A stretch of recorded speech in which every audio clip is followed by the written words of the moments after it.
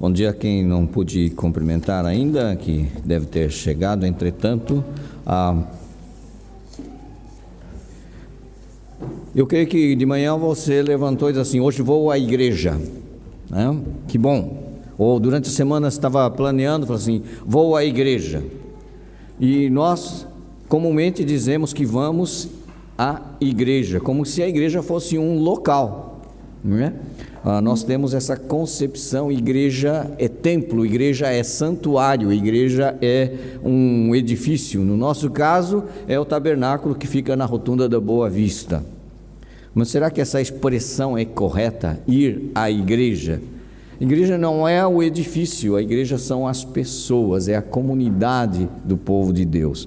Muitas vezes nós temos uma concepção de igreja enquanto um local onde as pessoas se reúnem. Ela é mais do que isso. Na verdade, as próprias pessoas, ao se reunirem no nome de Jesus, então elas são a igreja. Nós somos a igreja. Mas muito cuidado com desvalorizar a igreja comunidade, porque senão você pode se tornar um daqueles que advogam que a igreja não é importante. A igreja é importante. É uma instituição que Deus colocou, é a agência do reino de Deus. A importância da igreja não deve ser negligenciada. Mas qual é a ideia que nós fazemos de igreja? Às vezes nós temos a ideia de igreja, como eu disse, igreja templo, né? Como esse que nós temos aqui, esse edifício, etc. É claro que esse espaço, ele é uma bênção para nós, porque é um espaço que foi consagrado para cultuar a Deus. Aqui nos encontramos uns com os outros, e mais importante, aqui você tem a oportunidade de encontrar com o Deus da palavra, sabe? Muitas vezes, quando nós somos convidados para um evento, em alguma igreja, em alguma comunidade, a gente pensa: por que está me convidando? Porque vai estar lá tal pessoa, tal grupo musical, tal banda, tal pregador. Mas eu queria dizer uma coisa: quando nós nos reunimos no nome de Jesus, Ele diz que está presente. A presença de Jesus devia ser suficiente, fator de motivação para eu estar juntamente com os meus irmãos a celebrar a comunhão com Deus. Porque se isso não é assim, significa que eu tenho uma aproximação da igreja que não é correta. Eu queria que você pensasse assim, que igreja não é o evento, a igreja não é o local, a igreja são as pessoas que se reúnem para adorar a Deus, ouvir a sua palavra e ter comunhão uns com os outros. A igreja é comunidade do povo de Deus. É claro que a Bíblia tem algumas figuras de linguagem para expressar o que é a igreja. Uma delas é edifício, é verdade, mas talvez aquela que nos vai acrescentar uma visão mais orgânica da igreja é a visão que Paulo nos fornece em sua carta aos Coríntios, que a igreja é o corpo de Cristo, do qual eu e você somos individualmente membros. Sabe que é importante eu ter essa ideia da analogia que Paulo faz do corpo de Cristo, para eu entender o que estou a fazer aqui. Só um parêntese: nós ficamos muito preocupados enquanto direção e liderança de obreiros da igreja, enquanto pastor também, sobre uma certa dispersão acontecida durante o período da pandemia, não é? Nós sentimos isso. Talvez você mesmo sentiu-se com dificuldade de estar em lugar onde haja aglomeração, e nós compreendemos isso, não é? Alguns de nós é mais vulnerável a sermos atacados por um vírus e até termos graves consequências, como aconteceu com algumas pessoas. Nós até tivemos todo um trabalho de organizar a igreja com distanciamento, e ainda continuamos com esse trabalho de uma maneira um pouquinho mais branda, mas fomos muito rigorosos com marcação de culto, lugares. Você vai ver que alguns bancos ainda têm a numeração, não é? Então tivemos todo esse cuidado. Mas nós sabemos que a pandemia mexeu com algumas pessoas, não só do ponto de vista físico, mas do ponto de vista psicológico e espiritual. Nós até conversamos sobre isso na nossa liderança, não é? Agora, uma das coisas que nós nos apercebemos também, que a pandemia revelou o que há de melhor e o que há de pior em nós, não é? Sob pressão, veio ao de cima algumas coisas que a gente teve que lidar, espiritualmente, emocionalmente, psicologicamente. Alguns ficaram debilitados fisicamente. Também, do ponto de vista sociológico, o isolamento trouxe consequências.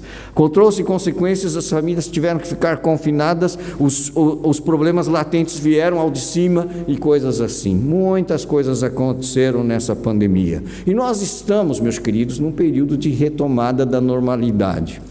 Mas parece que esse novo normal está sendo difícil de a gente enquadrar-se nele, não é? Nós temos alguma dificuldade.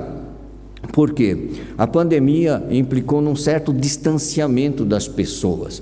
Quem é muito afetivo, muito efusivo, né? Que gostava daquele abraço de quebra-ossos na porta da igreja e tal, não pode fazer. Então sentiu que a igreja esfriou, né? É muito frio. Não esfriou, meus queridos, a igreja continuou viva. E aliás, eu quero parabenizar esta igreja que com muita criatividade levantou recursos para missões, fez reuniões online e fez serenatal e outras coisas. A igreja continuou viva no meio da pandemia, e eu fico muito grato a Deus, porque alguns irmãos não baixaram os braços. Se não dá para fazer de um jeito, faça de outro, mas faça na mesma. Não é? Se não podemos nos reunir presencialmente para orar, reunimos-nos online para orar. Se não é possível o chat dos jovens ser feito presencial, já está presencial, eles fizeram online, não é? Se não é possível fazer pequeno almoço e convidar as pessoas para levantar recursos, fizeram drive-thru e ofereceram aí o breakfast ali pela janela. Faça. A igreja continuou viva, trabalhando, investindo em missões, fazendo evangelismo e etc. Se não é possível fazer o culto de Natal com toda a gente aqui, levou a música de Natal nas portas das casas em Baião, no porto, nas instituições, com o devido distanciamento. Faça. A pandemia provou que é possível continuar vivo, é possível continuar trabalhando e em comunhão e louvando a Deus e investindo na obra de Deus. É claro que significou limitações. É claro que você sentiu a falta, e ainda sente, porque ainda não estamos totalmente livres desse vírus, do abraço, daqueles apertos de mão prolongados, e etc. Faz-nos falta, principalmente quem é mais afetivo, quem é mais latino, não é? Então, sentimos falta disso, mas nem por isso deixamos de ter comunhão uns com os outros, de orar uns pelos outros e de sermos família. Eu espero que não tenha, esse distanciamento físico não tenha representado para ti um distanciamento espiritual de Deus e da comunidade do povo de Deus. Agora, se foi assim, nós temos a oportunidade de ir retomando agora, e fico muito feliz porque já está faltando até espaços, não é? Fico feliz por isso. Realmente, deu já para colocar mais 4 bancos dentro do salão de cultos com o relaxamento das medidas, mas ainda estamos em período de contenção. O que eu quero dizer para os irmãos é assim: qual é a aproximação que eu tenho da igreja? Talvez algumas pessoas até tenham ficado um pouquinho afetadas. De domingo passado, no fim da pregação, eu perguntei: por que estás aqui? É muito importante que eu saiba responder para mim mesmo o que eu estou a fazer neste lugar. Não é o lugar em si, e aí é que está o problema. Não vens à igreja, és com os demais irmãos à igreja do Senhor Jesus. Temos a oportunidade de reunir-nos, e isto é muito importante, porque o autor de Hebreus diz que não deixemos de congregar-nos como é costume de alguns. Eu sei que a pandemia implicou em alguns não poderem congregar, mas agora a pandemia já está sob controle, pelo menos aparentemente sob controle, com a devida segurança. Eu recomendo, não deixe de vir. Sabe por quê? Eu falei sobre o esfriamento espiritual, ele é subtil. Hoje não vens, domingo que vem tem outro problema e tal, e daqui a pouco você parece que já não se sente mais sensibilizado para vir, e o inimigo pode colocar muitas distrações e você acaba se distanciando efetivamente. Mas falando da analogia do corpo, eu acho que é muito importante, porque quando Paulo escreveu sobre a analogia do corpo, ele escreveu de modo muito explícito a igreja de Corinto. A igreja de Corinto era uma igreja provavelmente bastante dinâmica, muito dinâmica, e era uma igreja extremamente cheia de dons espirituais. Lá em 1 Coríntios capítulo 1, versículo 7, diz que aquela igreja, se você pensa num dom espiritual, dom de línguas, tinha, dom de cura, tinha, profecia, tinha, dom de contribuir, tinha. Olha lá, diz 1 Coríntios 1, 7, de maneira que não vos falte nenhum dom. Pense em dom de discernimento, eles tinham. Dom de misericórdia, tinha. Dom de socorro, tinha. Dom de mestre, tinha. Eu creio até que eles tinham uma boa escola dominical, uma boa escola teológica lá em Corinto. Dom de cura, tinha lá cultos de libertação e tal. Todas essas coisas que você pudesse imaginar, provavelmente aquela igreja já tinha, porque não vos faltava nenhum dom, diz Paulo quando escreveu aos Coríntios. Mas muitos dons não significa maturidade espiritual. Não é? Às vezes as pessoas, e até hoje existem pessoas que privilegiam um dom em relação a outro. Se todos são dons de Deus, são espirituais, mesmo aqueles que nós consideramos que não são espirituais. Quer saber de um dom que não é considerado espiritual? Dom de serviço. O que é dom de serviço? A pessoa organiza, limpa, conserta e etc. Fundamental, senão nós não poderíamos estar aqui confortavelmente se não houvesse pessoas com dom de serviço. Tá? Dom de contribuir. Isso não é um dom espiritual, essa pessoa tem dinheiro, contribui. Não, é um dom espiritual. Quem tem dom de contribuir tem prazer em contribuir e tem a capacidade de multiplicar recursos. É dom espiritual. Tão espiritual quanto é a pregação, quanto é a profecia, quanto é o discernimento, ou quanto é os dons mais chamados carismáticos. Todos são carismáticos. Carisma é graça de Deus. Então, aquela igreja de Corinto tinha esses dons todos, e mais talvez alguns que eu não consigo imaginar aqui agora, mas tinha um pequeno problema.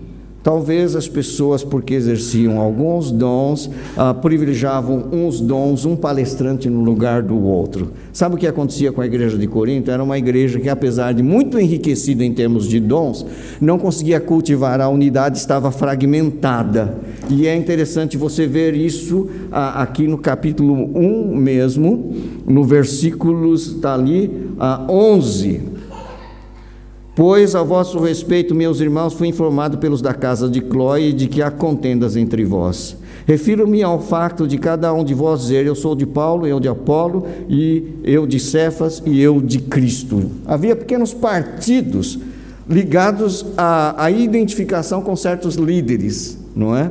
Então, a igreja se dividiu porque alguns diziam assim: eu sou a favor do apóstolo Paulo, como se o apóstolo Paulo e Apolo não servissem ao mesmo Deus, ou como se Pedro não servisse ao mesmo Deus, não é? Ou como se Cristo, alguém dizia assim: mas eu sou de Cristo, como se tivesse sobrepor aos outros, não é? Porque estava a favor realmente da unidade. Então, o que revelava que, apesar de ser enriquecida em dons, a igreja não tinha maturidade.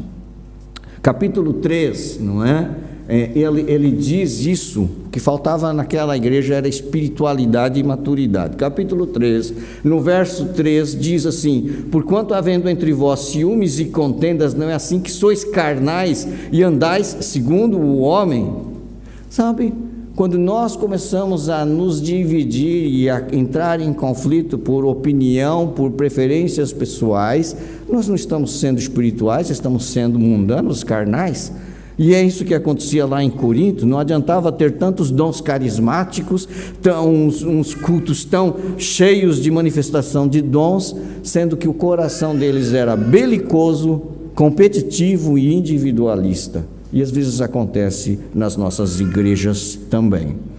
Mas Paulo, então, para tentar exercer boa pedagogia, lá no capítulo 12, quando ele fala dos dons espirituais, ele vai dizer coisas que é importante tu e eu prestarmos atenção.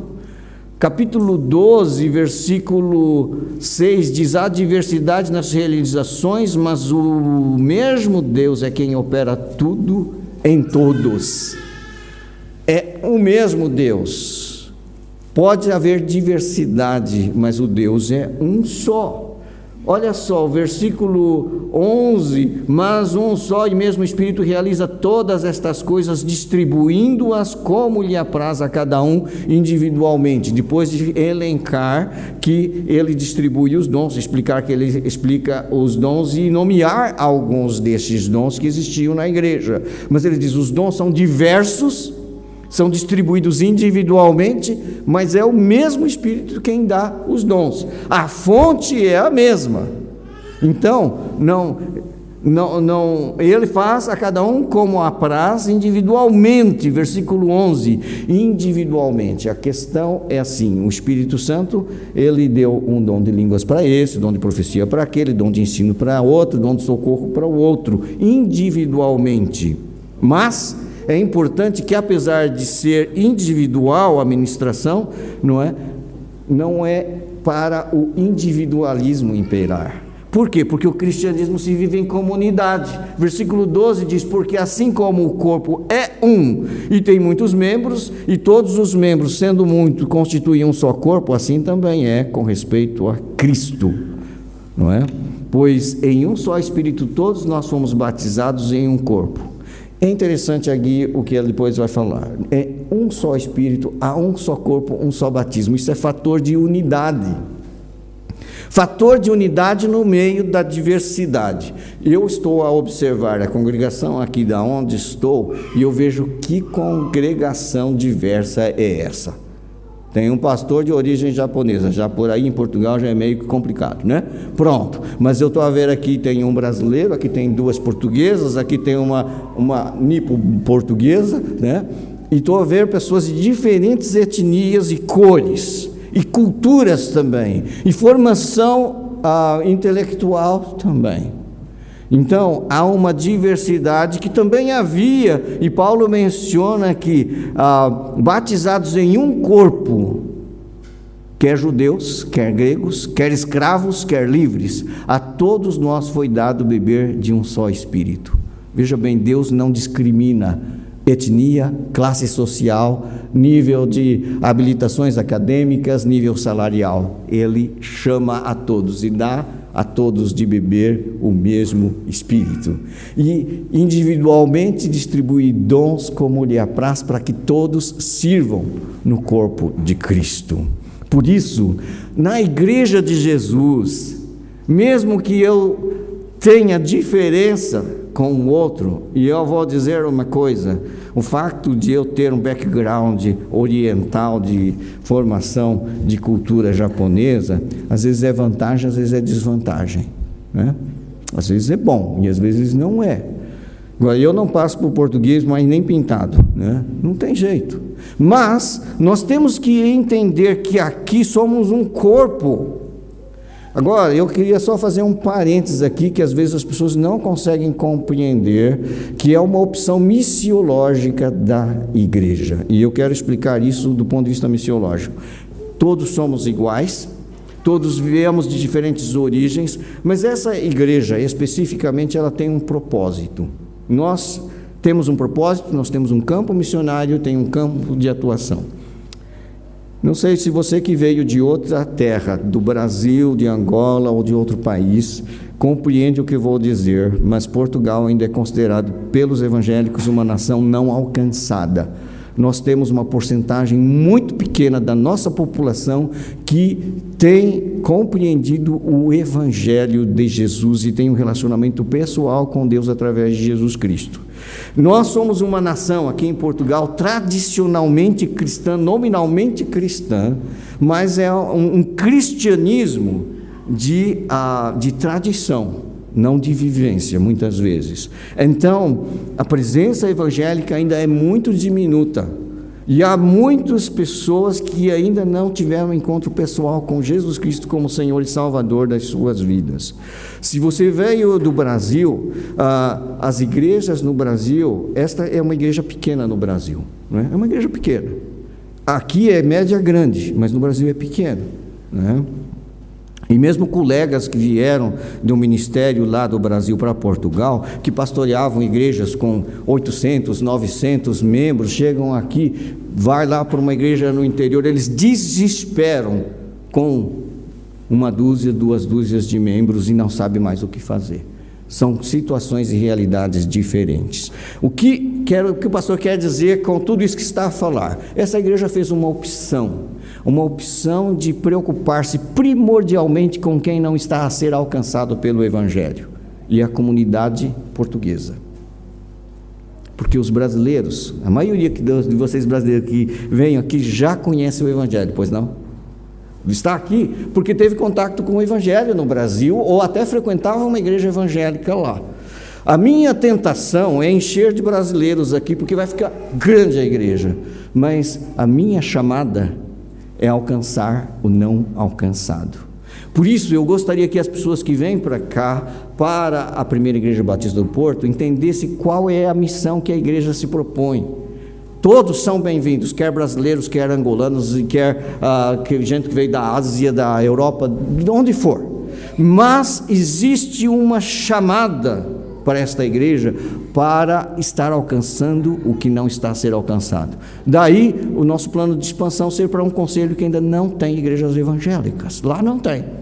Aqui no Porto, se você, a questão de 1 quilômetro em torno desta igreja, 1 ou 2 quilômetros, você vai encontrar mais igrejas batistas. Não sei se você sabia, mas aqui no Porto, só da Convenção Batista Portuguesa, existem 6 igrejas. Algumas delas a uma distância de estação do metro daqui. 6 igrejas no Porto. Mas no conselho onde a gente está a trabalhar, não existe nenhuma igreja evangélica. Nenhuma. Então, eu queria que compreendessem isso. Por isso, algumas coisas que você está habituado a ter na sua igreja de origem não vai acontecer aqui, porque não é do contexto cultural. Eu queria que compreendessem isso, mas que você insistisse, se quer realmente abraçar essa missão de alcançar ou não alcançado, fique firme, porque esta igreja tem uma proposta de alcançar quem não está a ser alcançado. Tudo o que se faz aqui, pelo menos a nível daquilo que é pensado, será que com isso nós nos aproximamos mais daquele que não está a ser alcançado? Essas coisas vêm ao nosso coração, mas não deve haver qualquer distinção ou preconceito, porque todos nós fomos batizados em um corpo, quer seja português, quer seja brasileiro, quer seja angolano, quer seja de qualquer etnia, e não há diferença para Deus também de acesso por condição socioeconômica. A todos foi dado de beber do mesmo Espírito. Isso significa, e eu não tenho muito tempo, mas eu quero dizer que isso significa que ninguém deve se pôr de parte. Olha só o que diz o versículo 15: se disser o pé, porque não sou mão, não sou do corpo, nem por isso deixa de ser do corpo. Se o ouvido disser, porque não sou o olho, não sou do corpo, nem por isso deixa de o ser. Não queira ser aquilo que você não é. E não é porque você não canta bem que você não é do corpo. Não é porque não sabe pregar que não é do corpo. Que não é porque não sabe tocar bateria como Paulo que não é do corpo. Não é porque não tem muito para contribuir financeiramente que não é do corpo. Todos pertencem ao corpo. Não se coloque de parte por causa de complexos de inferioridades infundados. Deus acolhe a todos. Não é porque é brasileiro que não é do corpo. Não é porque é português que não é do corpo. Se foi batizado e se realmente foi dado de beber do mesmo Espírito, é parte do corpo de Cristo.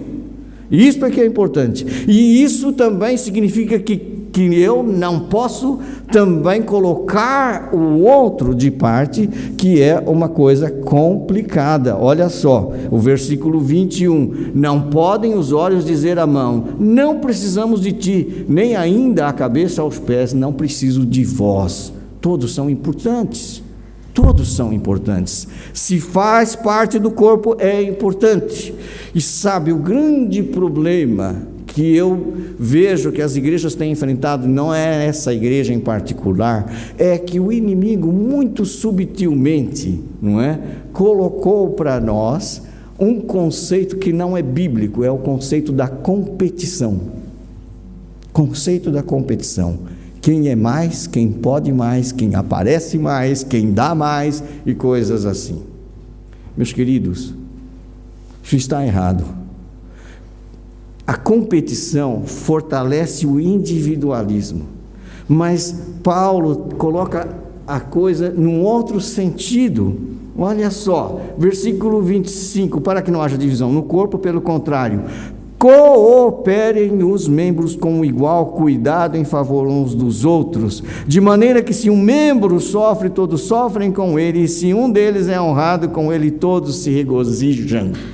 Duas coisas que nós devemos substituir: a competição pela cooperação, o individualismo pela solidariedade.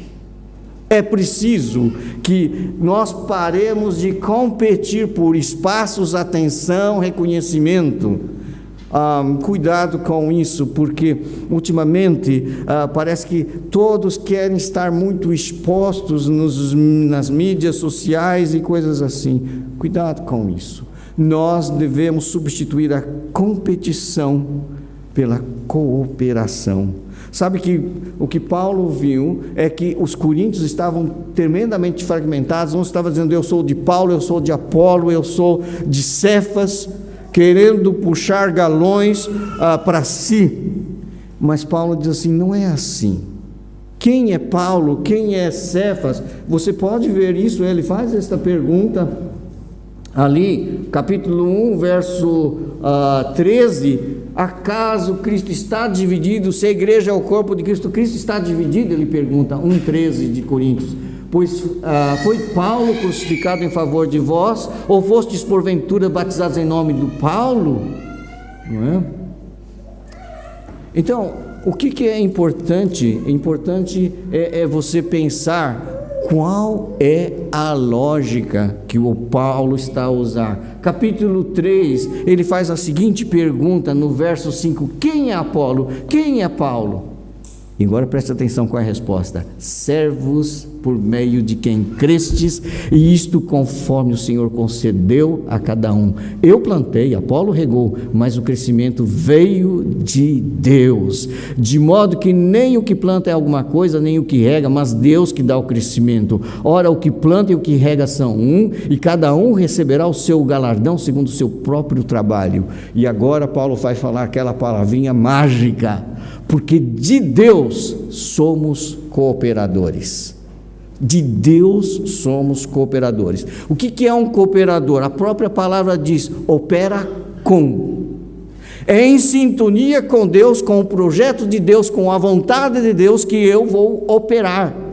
Então, substitua a competição pela cooperação na obra de Deus, e vai haver menos divisão e maior fator de união e unidade na igreja. Todos vocês que têm se identificado com a primeira igreja batista do Porto, não entrem para competir, não entrem para chamar a atenção, entre para cooperar e servir uns aos outros para a edificação e crescimento do corpo de Cristo.